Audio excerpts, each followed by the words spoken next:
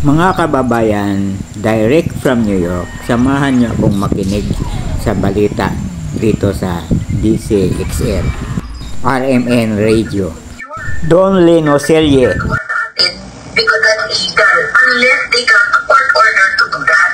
Attorney, I'd like to actually verify everyone who do it. Yung mga drones po na nag-cover is there a need for position management? Yes, because like I said, there are rules to fly drones. Hindi kayo basta-basta makafly ng drone without a permit.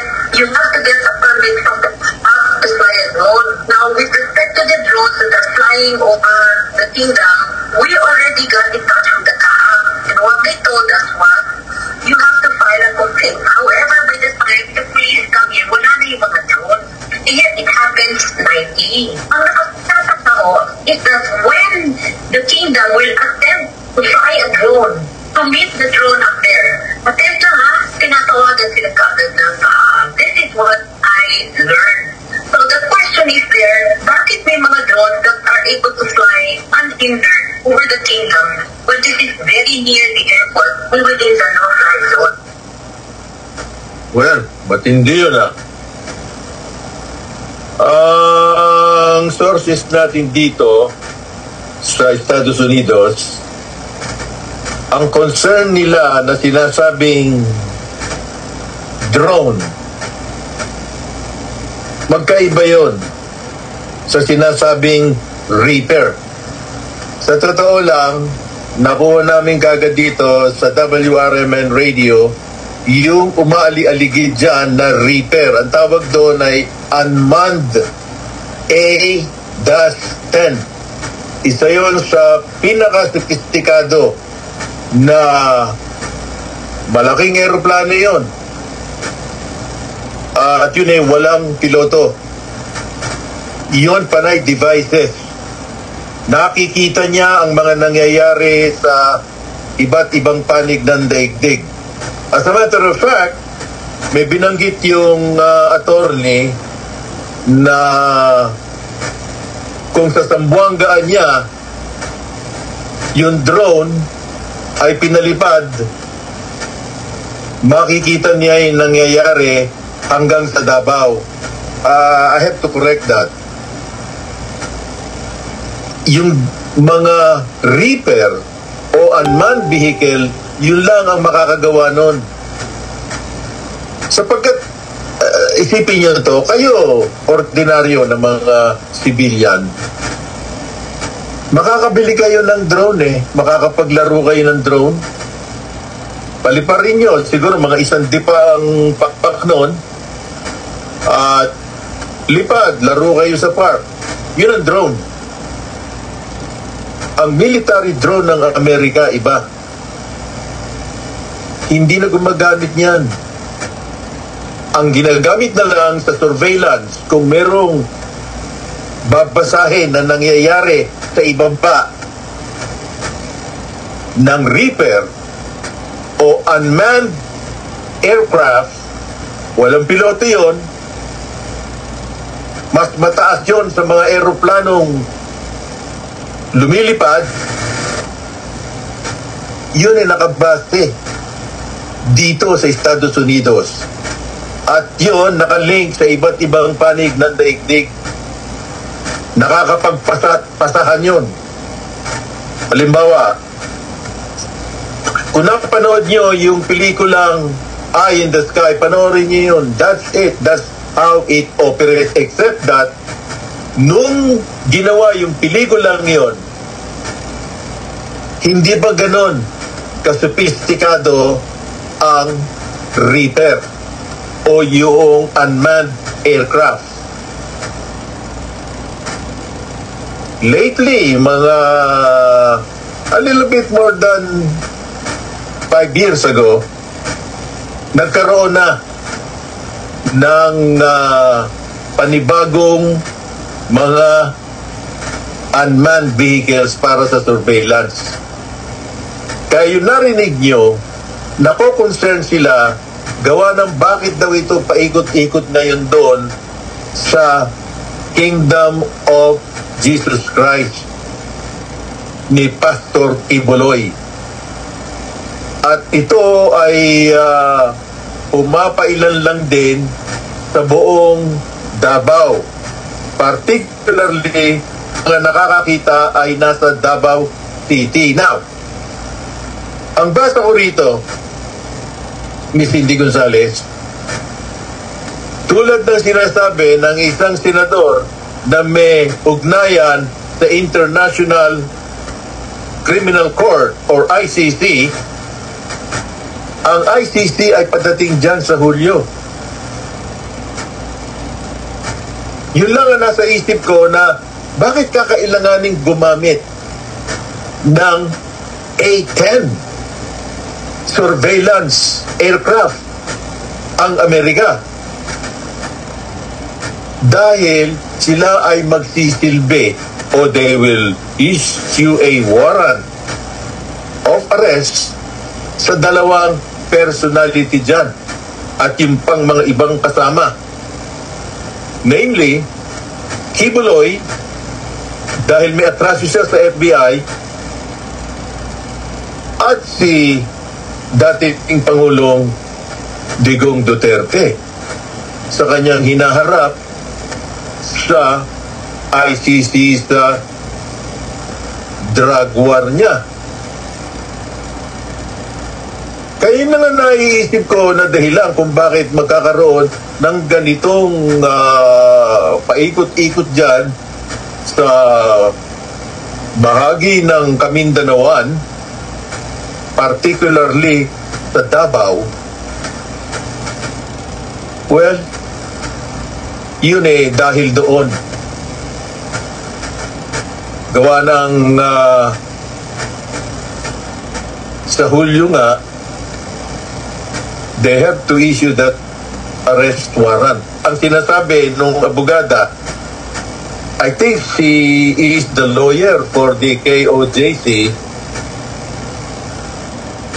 hindi naman lilipadan niya ang aircraft ng Amerika kung walang pahintulot ang gobyerno ng Pilipinas. Now, that's a little complicated there, you know?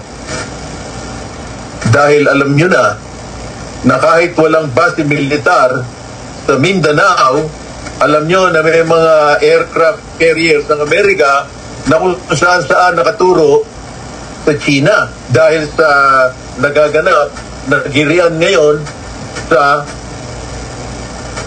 West Philippine Sea. Isa rin yun kung bakit talagang yung isa, Miss Cindy Gonzales, nando doon stationary, meaning na hindi umaalis yung isang Reaper ng Amerika. Yun meron parang plato na tahimik, na paikot-ikot, nakalaki-laking aeroplano.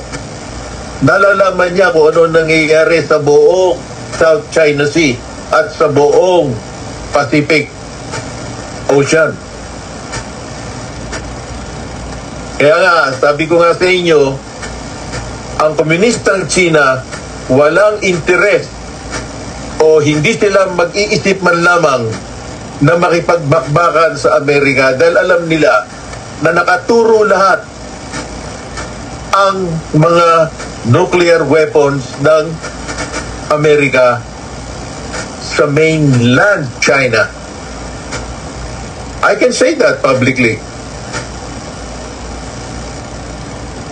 Kaya lang mga dapat nating medyo ipagdasal na Hari Manuare ay huwag maganap.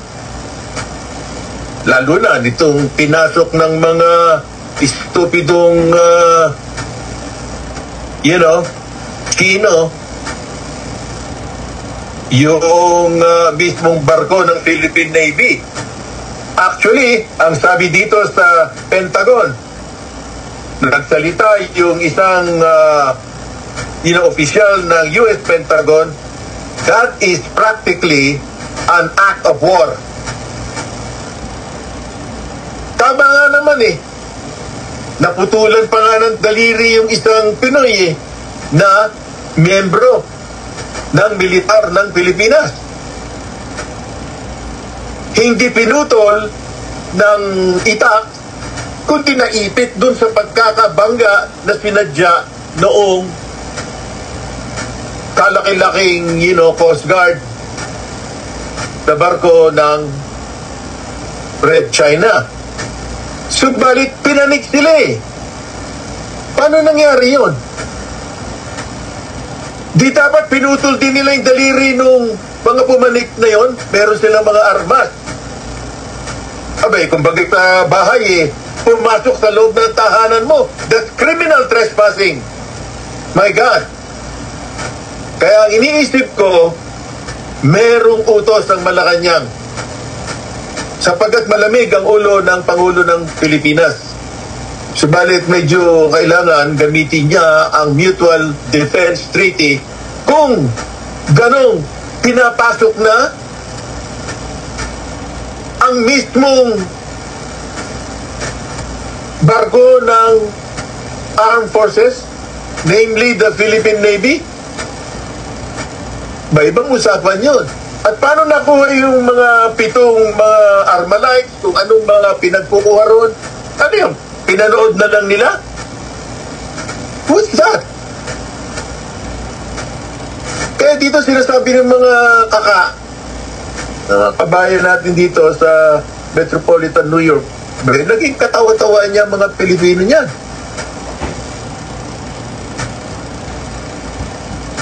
Dahil alam nyo, ang sinasabi nga rito, nung mga talagang nakakaintindi ng girian sa mga bansa, ang sinasabi dito ng isang security analyst na nagtrabaho sa CIA na ngayon ay kinukonsulta siya pati ng Pentagon. Pakinggan nyo ito muna. War is 1979, and I think that China does not want to go to war. China, what it wants to do is it wants to win without fighting. It wants to coerce and cajole its adversaries into submission. And so it will, beat the war drums. But I think that, generally speaking, I think that China is very unlikely to sort of cross that threshold unless it thinks that it has an overwhelming chance of winning and making the endeavor worth it. And I just don't think that China thinks that that's the case. Alam niya na hindi makikipaggera ang China.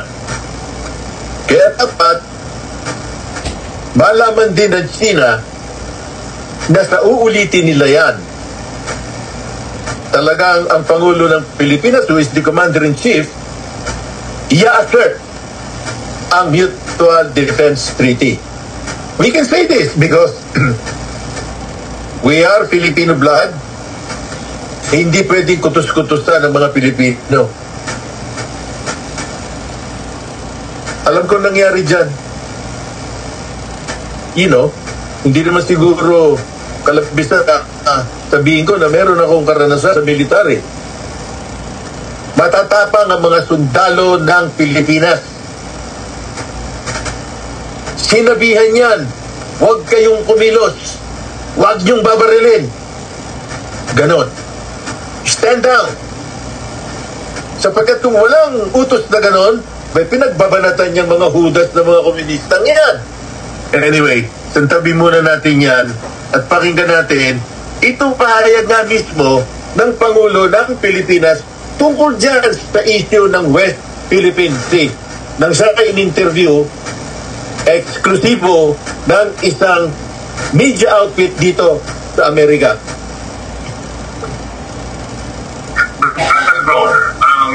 We must do more to defend our territory.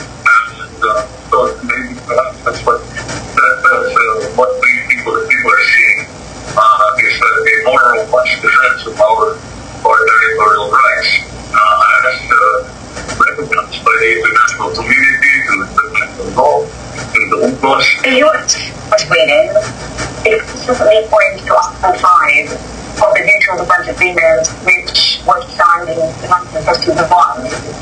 It now says that it now extends to all armed conflicts, and lawful in any area of manufacturers in the country. What exactly does that mean? The question is to occupy. This one does not serve any purpose to hide intentions. To say, okay, I am invoking now the mutual defense sheet. And I don't think anyone wants that. Unless, it's a good question, the effects are such that it is a threat, it will become an existential threat to the country. Then I think it is very easy to say that would trigger the mutual defense treaty, the agreement between the United States and the Philippines. Well, how far do you think the U.S. would go to support the Philippines in the subject? Well, that's far.